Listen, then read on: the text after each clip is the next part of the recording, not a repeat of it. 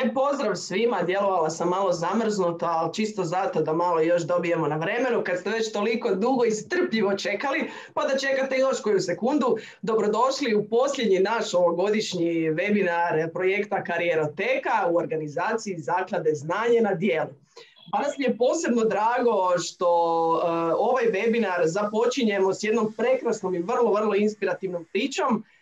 Vjerujem da ste se već informirali, postavili ste fantastična pitanja, svaka vam čast na njima.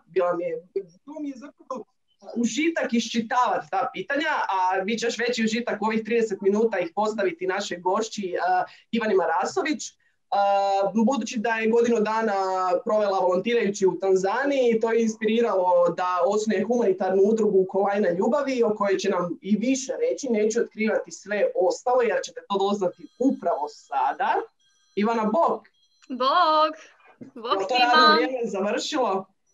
Je, završilo je. Kakav je bio današnji radni dan? Pa danas je bilo dosta naporno, moram priznati. Kreću nam uplate školarina za djecu u Africi jer oni kreću u školu u siječnju, pa njihovi kumovi u Hrvatskoj sad izvršavaju uplate i šalju poklone. Pa evo, danas sam bila u prebiranju poklončića i na telefonu dosta vremena. Prije nego što krenemo u ovaj vaš krasnu priču, recite što ste inače po zanimanju? Ja sam profesor njemačkog i hrvatskog jezika i radila sam neko vrijeme u školi, međutim život me odveo u neku skroz drugu priču, to jest nema puno poveznice više sa školom, ali evo riječ je o socijalnom dijelu gdje radim u udruzi svojoj u Kolajni ljubavi na jednom projektu. I koji je to bio ključan trenutak koji je vas odveo u tu skroz neku drugu priču?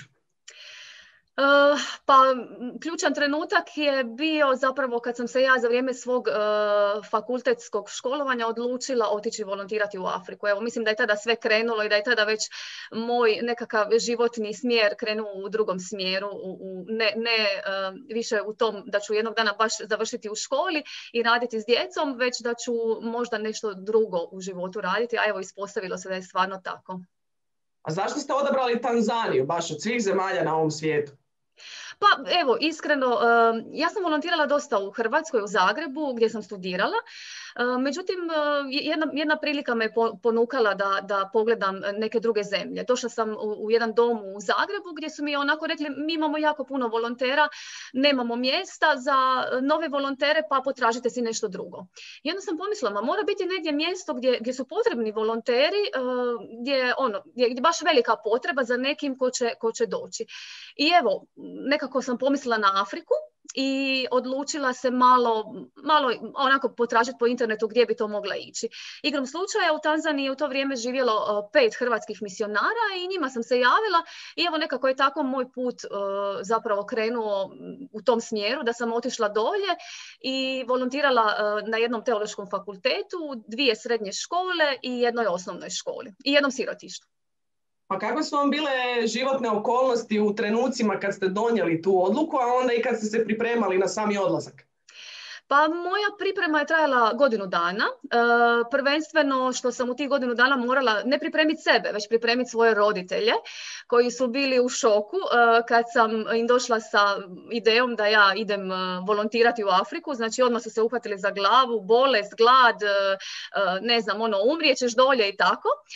Međutim, moja želja je bila puno veća. Ja sam im kroz tih godinu dana polako približavala to sve. Međutim, oni su se stalno nadali da ja zapravo neću otići.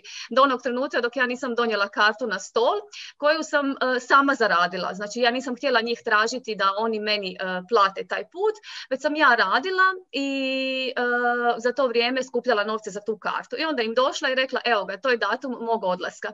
Naravno da je sve bilo neizvjesno, ja sam bila jako isto prestrašena, nisam to htjela pokazivati, ali sam isto bila nekako sigurna, idem dole kod tog našeg misionara koji će me dočekati i bit će to sve u redu. Evo. I stvarno je bilo, ja sam trebala ići na 3 mjeseca, a ostala sam godinu dana i bilo je to najljepše iskustvo u mom životu. Najprije me zanima kako su roditelji reagirali nakon što ste im javili da nakon 3 mjeseca vi ipak ne dolazite doma. Mislim da je bolje da to ne prepričavam. Znači, majka je skoro umrla. Mislim, masu toga ja nisam niti govorila, recimo kad sam dobila malariju dole, nisam uopće mami i tati niti spominjala to, nego tek kad sam se vratila, imala sam nekakav intervju i onda onako pričam u tom intervju kako sam prebolila malariju i završi taj intervju, telefon zvoni i tata onako, molim, koju malariju, pa nikad nam ništa nisi rekla. Onda ne znam kako sam vidjela kobru, kako mi je prema meni pljunula ta kobra ova što pljuje. To sam isto ispričala, pa si ti normalna, kako nam to ništa nisi govorila. Mislim, te neke stvari nisam ni htjela pričati dok sam bila dolje jer bi to puno više uplašilo, ali zapravo meni je dole bilo toliko lijepo i sigurno sam se osjećala među tim ljudima, među tom djecom, tako da nije bilo tih nekih situacija gdje bi stvarno se osjećala ugroženo i gdje bi onako pomislila da će nešto loše završiti. A evo, malarija, ja sam je do sad imala, mislim, nekih 15 puta, a to je bolest kao i naša gripa.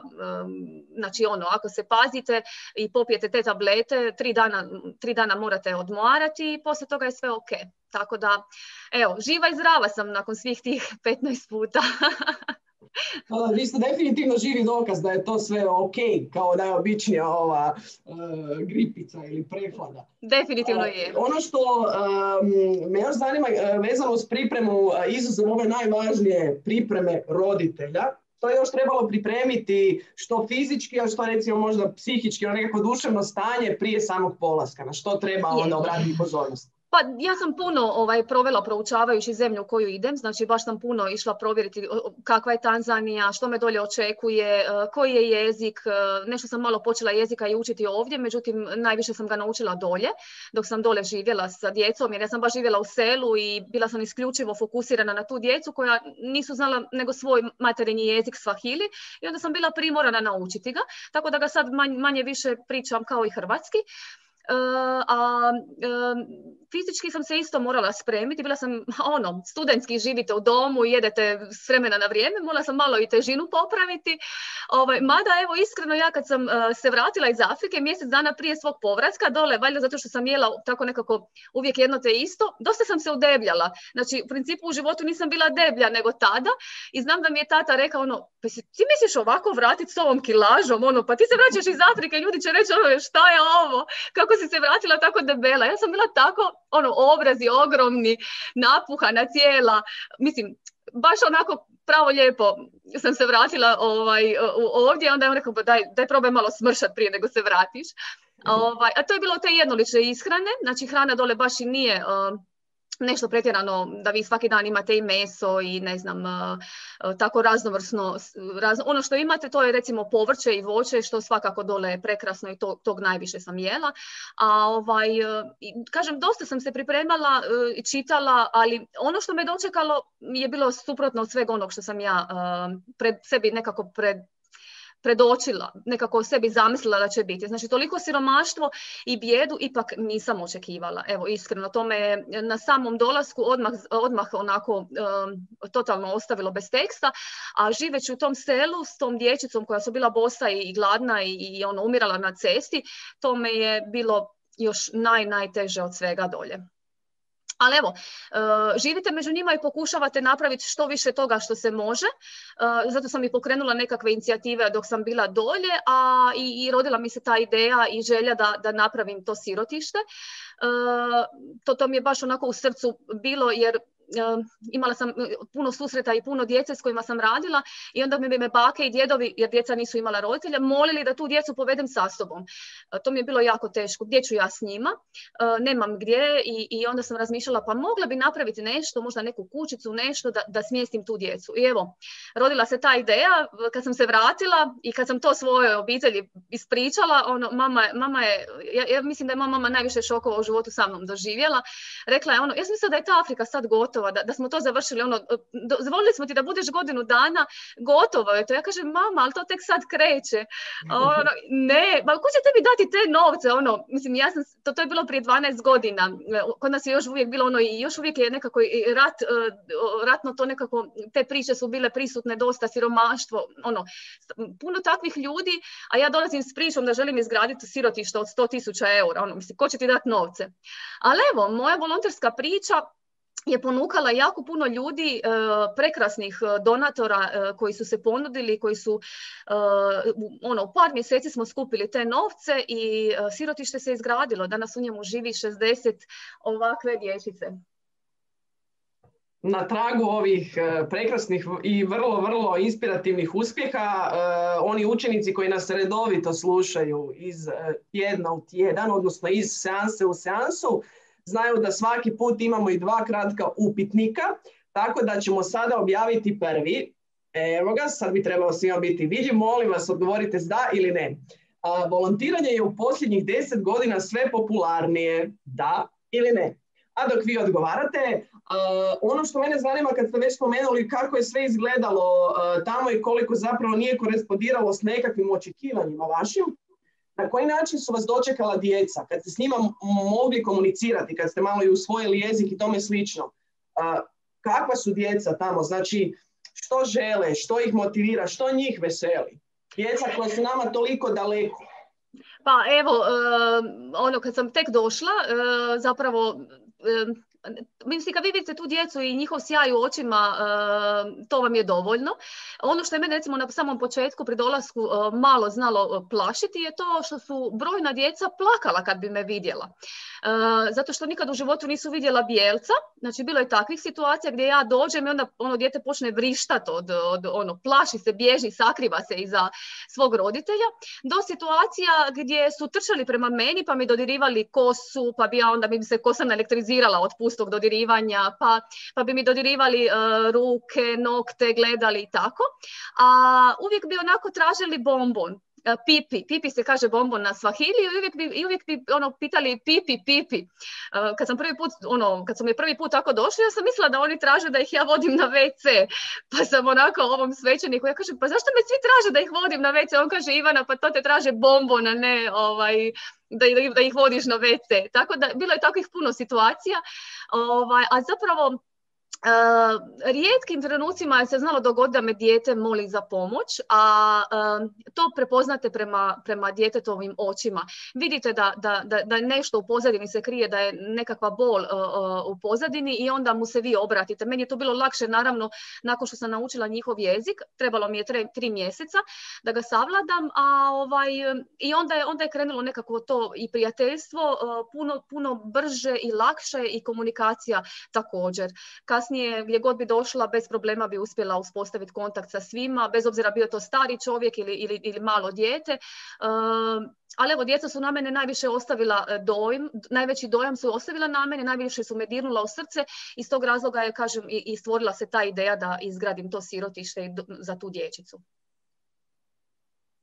Koja vam je omiljena nematerijalna stvar ili bolje rečeno suvenir koji ste sa sobom ponijeli natrag u Hrvatsku?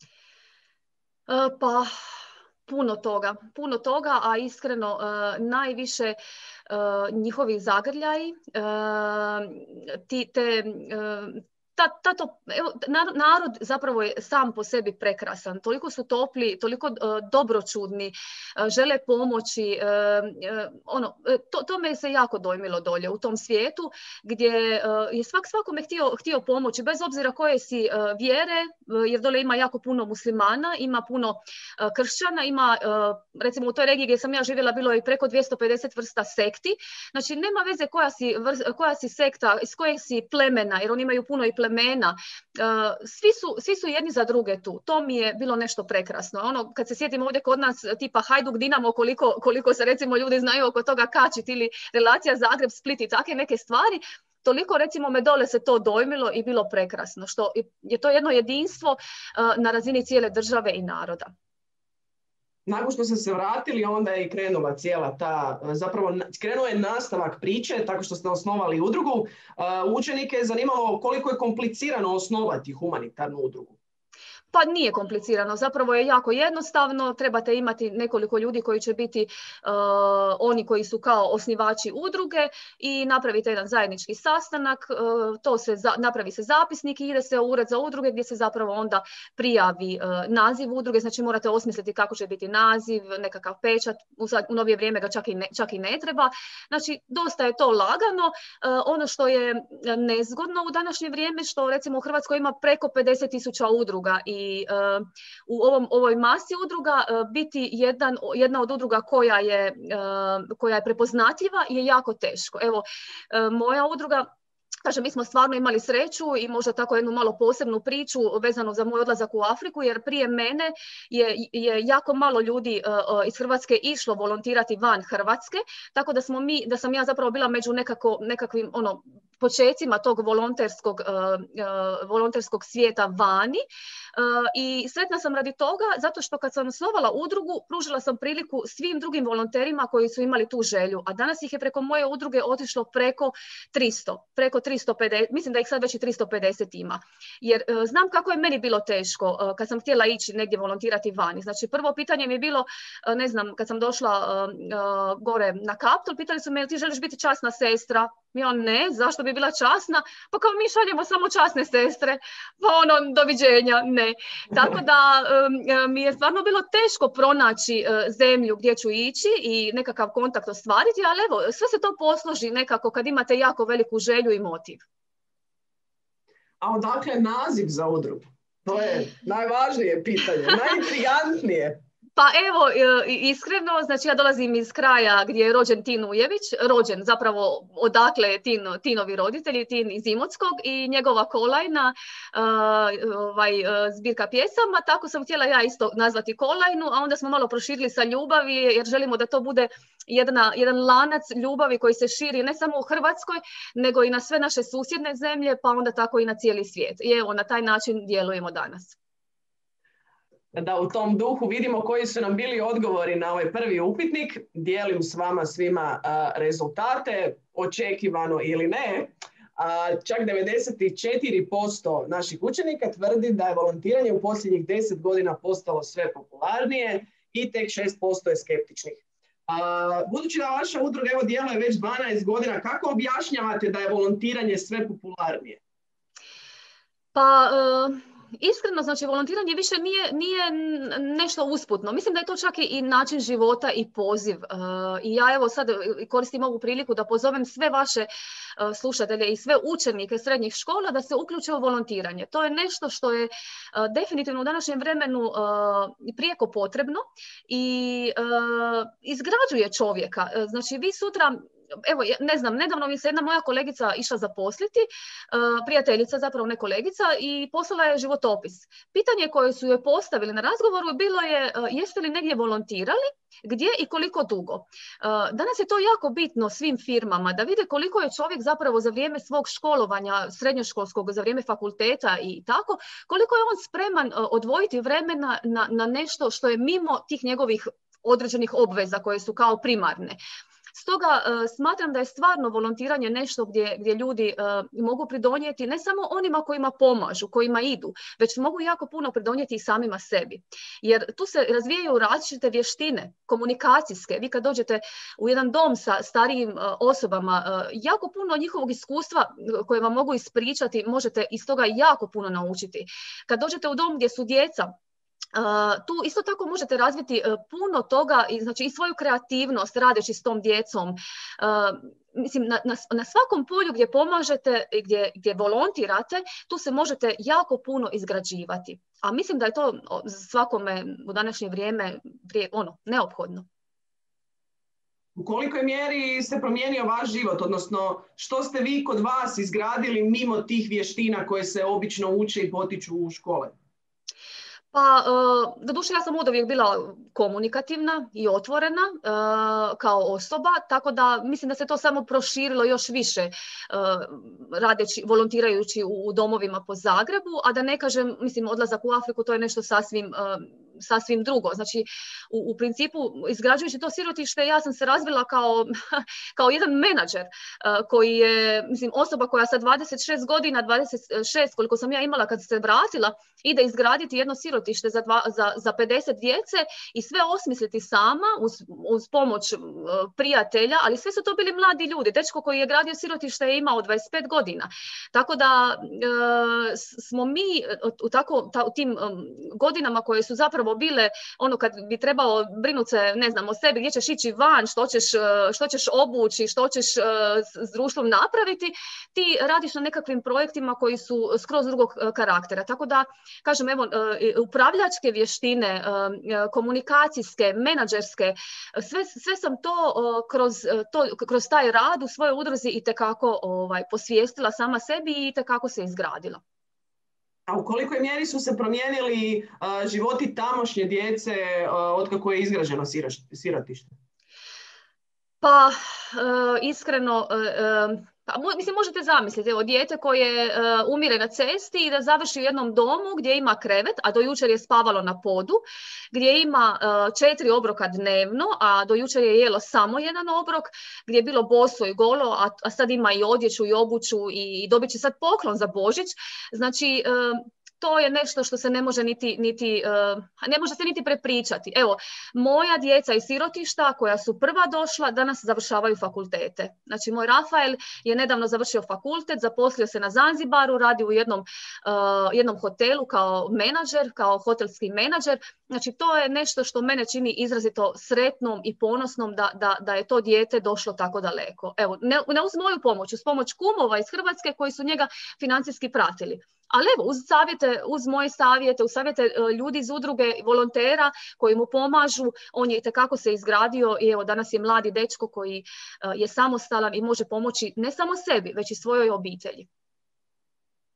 Da kratko ubacimo i našu drugu anketu koju upravo sada dijelim sa svima. U volontiranje se najviše uključuju studenti. Da ili ne? S obzirom da neki misle da su to ipak starije osobe srednje dobi i tome slično. A vi nam recite koje su vještine ili koji su nekakvi kriteriji ako se netko želi uključiti u vašu udrugu? A mi u udruzi imamo 2 vrste volontera. Volontera koji se odluče volontirati u Hrvatskoj i žele biti tu u domovima, pomagati u raznim domovima. Mi većinom volontiramo s djecom jer nekako fokusirani smo najviše na djecu, tako da naši volonteri idu u nekoliko domova po Hrvatskoj. U Zagrebu imamo 4 doma u kojima volontiramo, a drugi tip volontera su volonteri koji se pripremaju za odlazak u Afriku. Ti volonteri prolaze određenu izobrazbu, znači oni moraju prvo proći psihološko testiranje, nakon kojeg se uključuju u rad udruge i gdje moraju onda odraditi 3-mjesečne pripreme. Znači da oni se u potpunosti pripreme za svoj odlazak u naše sirotište u Tanzaniji, gdje će oni dobiti u potpunosti odgovore na sva svoja pitanja, od cijepljenja, od života dolje, rada s djecom. Znači, apsolutno sve moraju dobiti prije nego što krenu na taj put. A kako onda pronaći i potaknuti ljude da volontiraju?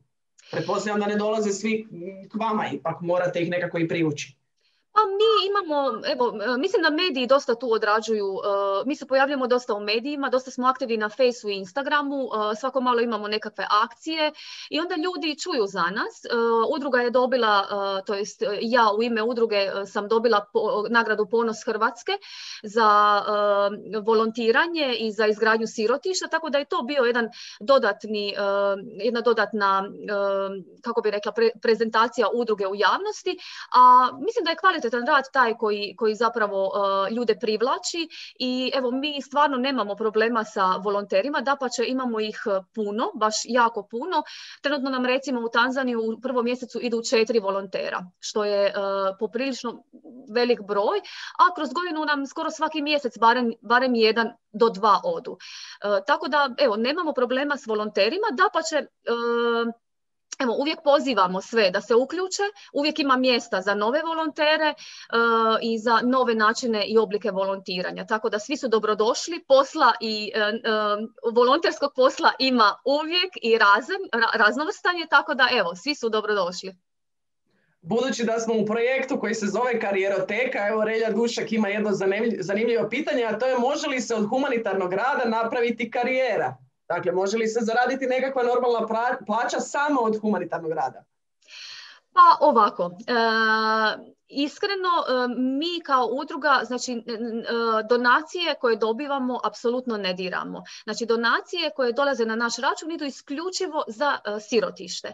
Idu isključivo za djecu u našem sirotištu. Ono preko čega mi svi dobivamo posao su projekti. Znači mi radimo na raznim projektima. Evo recimo upravo smo dobili projekt gdje ćemo otvoriti jedan društveni centar u Imotskom, u jednom mjestu pored Imotskog, koji je u vrijednosti 2 milijuna kuna. I tu smo imali priliku zaposliti 3 osobe, što je nešto prekrasno, znači vi otvarate radna mjesta i evo na taj način preko, a današnje vrijeme ima jako puno projekata i mogućnosti da se ljudi preko udruge zaposle i da ostvare karijere, lijepe karijere i da imaju mogućnost normalnih primanja. Mislim, naša primanja su možda malo niža od prosjeka, ali to je zato što, evo, mi smo takvi, kroz projekte ćemo naravno s vremenom malo dobivati i veće plaće, ali tu se morate onda truditi da kroz projekte si ostvarujete sve nekakve bonuse. Kad ste spominjali ovih nekoliko stotina volontera koji su vezani uz vašu udrugu, otkrijte, molim vas, ne mogu više izdržati, evo dijelim rezultate.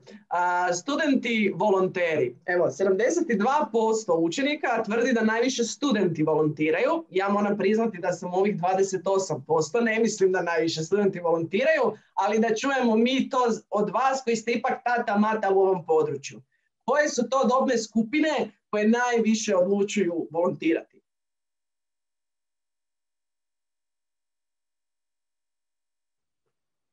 Ivana nam se malo zamrznula, negdje je otišla, tako da drži nas u neznanju, šteta. Ali dok nam se Ivana ne uspije nekako vratiti, da se ja pohvalim, s obzirom da je bilo i puno učenika iz prve gimnazije koji su sudjelovali s uistinu fantastičnim pitanjima, kao što sam već pohvalila na početku, moj 2 put je 2 put. Gošću su pozvali upravo Ivanu u svoj volonterski centar. Znači da bude gošća, sad oni će to dogovoriti kad će to već biti. Ja se nadam da ćemo i mi moći pratiti. Rekla sam, ne znam koliko ste uspjeli uhvatiti, sad vas je malo izbacilo. Pohvalila sam se svima koji nas sad slušaju da su vas učenici prve gimnazije pozvali kao gošću u njihovom volonterskom centru. Sad ne znam što ste razgovarali oko termina i tome slično, ali se nadam da... Nismo ništa. Hvala puno. Evo, to je prekrasno. Odlično. Ne, nismo ništa razgovarali. Evo, prvi glas mi je od vas, to super. Odlično, rado ću doći. Javite i nama termin. Kad malo prođe ovo i kad budemo malo otvoreni od trenutačnih problema koji nam se u državi događaju. Hajde, super. Drago mi je da sam ja onda bila ta koja je otkrila tu vijest. Već sam mislila da su prije došli do vas nego što sam ja došla do svih ovih koji slučaju. A trenutak gdje vas je izbacilo je bilo po pitanju ankete. Znači, 72% učenika misli da samo studenti najviše onako volontiraju, dok sam ja u ovoj grupici od 28% koji ne misle da su to samo studenti, nego i nekakve druge dobne skupine. Pa da čujemo mi to od vas. Ne, nisu samo studenti. Mi imamo jako puno zaposlenih ljudi, mladih ljudi koji imaju svoje karijere, rade, ali uz svoj rad žele i volontirati. Imamo i dosta ljudi koji su u penziji ili u mirovini, pa svoje slobodno vrijeme također žele dati u svrhe ovog tipa. Imamo čak i dosta upita iz srednjoškolaca. I dosta lijepih akcija kroz srednje škole koje su ponudile suradnju na raznim našim projektima i ne znam, evo imali smo nedavno jednu akciju gdje su volonterski odradili prikupljanje boca da ekološki djeluju, a onda su te boce zamijenili sa kunama koje su darovali za lijek za malariju. Pa kako netko tko je netom postao punoljetan može volontirati u Africi? Može li uopće? Naravno da može. Može, samo ako mu roditelji dopuste. Vama jesu, evo ga, dobro je. Mislim, ja sam se nagledala svega, morala sam čak u nekoliko situacija intervenirati i dolaziti u obiteljske domove gdje su roditelji sakrili putovnice dan prije polaska i take neke stvari. Tako da imam stvarno svega. Ali da, taj dogovor s roditeljima, imali smo volontera koji su imali po 18 godina, pa su išli dolje. Evo, nedavno nam se vratio u 2. mjesecu jedan mladi volonter koji je praktički tek je upisao faks i krenuo, odlučio se zapravo pauzirati pa će ići dolje. Budući da se bližimo kraju ovog webinara, malo ćemo mi probiti vrijeme, ipak lijepa je tema, tako da mislim da će mi oprostiti Zaklade Znanje na djelu. Kakav je osjećaj mijenjati nečije živote na bolje, odnosno kakav je osjećaj usrećivati druge? U kolikoj mjeri ste vi svjesni toga da mijenjate neke mikrokozmose? Pa evo recimo postanete svjesni u onom trenutku kad dobijete tako neku poruku od nekog djece koja su završila fakultet ili su se zaposlila, pa onda shvatite, mislim to je stvarno u tom svijetu, jer kad živite dolje i vidite kako je težak život, koliko su siromašni, kako im je teško, i kad shvatite da ste tom čovjeku omogućili preko svoje udruge kruh, dali ste mu kruh u ruke, to onda vas čini beskrajno sretnim. Zapravo sam rad, ono što bih ja htjela poručiti mladim ljudima, da u ovim godinama u kojima su oni sada, ovo je najbolje vrijeme da si razmišljaju što žele u životu, kakvu to karijeru žele ostvariti, kakav život žele živjeti. Mi najviše vremena provodimo na poslu, i ako vi radite neki posao koji vas ne zadovoljava, gdje dolazite tužni, razočarani doma, onako puni nezadovoljni, to nije vaš poziv. Moj posao je prekrasan. Ja svakodnevno komuniciram sa ljudima koji su prekrasni donatori, jako dobri, dobročudni, žele pomagati. Nema vam ljepše stvari nego kad vi s takvim ljudima svaki dan komunicirate. Kad ste u kontaktu s takvim ljudima, kad vi preko udruge, preko 2500 djece pomognete da idu u školu. Znači, to je nešto što vas ispunjava, što vas čini sretnim. Evo, mene to čini i sretnom i ponosnom što je to moja udruga ostvarila. A što je onda ključno za sreću? Može li se to uopće tako izgovoriti u jednoj rečenici? Prepoznati u srcu tko si, što si i što želiš biti. Svaka čast. Ja to ne bih bolje sročila. Prilično sam mozgala. Oko toga što je ključno za sreću, jednostavno sam mogla pitati vas. Hvala. Pa evo, s obzirom da sam ja mijenjala svoje zvanje, znači od profesora sam prešla na nekakvog socijalnog radnika praktički, onda evo u tom dijelu kažem da morate u srcu vi osjetiti što vas najviše ispunjava, što je ono što vi želite u svom životu i što želite da bude vaš poziv. Poziv je jako bitan, da čovjek radi ono što njega najviše čini zadovoljnim i sretnim. Jedno prigodno pitanje za kraj. Kako ćete provesti blagdane? Sa svojom obitelji, sa svoje 4 dječice, sa svojim suprugom. Nadam se da ćemo imati mogućnost otići posjetiti našu obitelj u Dalmaciji, a ako ne, onda ćemo biti tu u Zagrebu i veseliti se blagdanima, bez obzira na koronu koju želimo u potpunosti izbaciti iz naših života. Hvala vam na ovim savjetima. Nadam se da će i svi koji nas slušaju provesti ipak na kraju krajeva lijepe blagdane i upravo takve kakve ste opisali, kako ćete ih i sami provesti. Na kraju krajeva dok imamo jedni druge imamo sve, tako da sve ostalo je sekundarno. Moram još zahvaliti našim partnerima na ovom projektu, Zakladi Erste Stiftung i Zagrebačkim otpadnim vodama, s obzirom da bez njih ne bi bilo ni Karijeroteke. I za kraj da ipak i jednom lijepom prigodnom tonu odjavimo webinare Karijeroteka za ovu godinu. Možete na Swahiliju zaželjeti sretne, ugodne blagdane našoj dragoj publici. Navukatakia kila la heri na Christmas njema. Kwa wote. Bravo! Žao mi je što ne mogu vidjeti izraze lica svih koji nas slušaju, ali evo zadovoljit ćemo se ovako s ove 2 kućice. Iduća Karijeroteka čeka nas krajem siječnja, već znate, četvrtak, 17 sati. Nadam se da će nas biti u ovoliko velikom broju, znači negdje 3 do 4 tisuće. I vama Ivana još jednom zahvaljujem i nadam se da ćemo se i upoznati u offline svijetu, što bi se rekli. Ja se također nadam, također. Svako dobro svima. Sretni vam blagdani, sretan vam Božić i Nova godina. Neka vam Nova godina bude što ljepša, slobodnija, veselija i da svi zajedno živimo u dobru i veselju. Potpisujem. Vidimo se. Lijepi pozdrav svima. Bye bye. Kvaheri!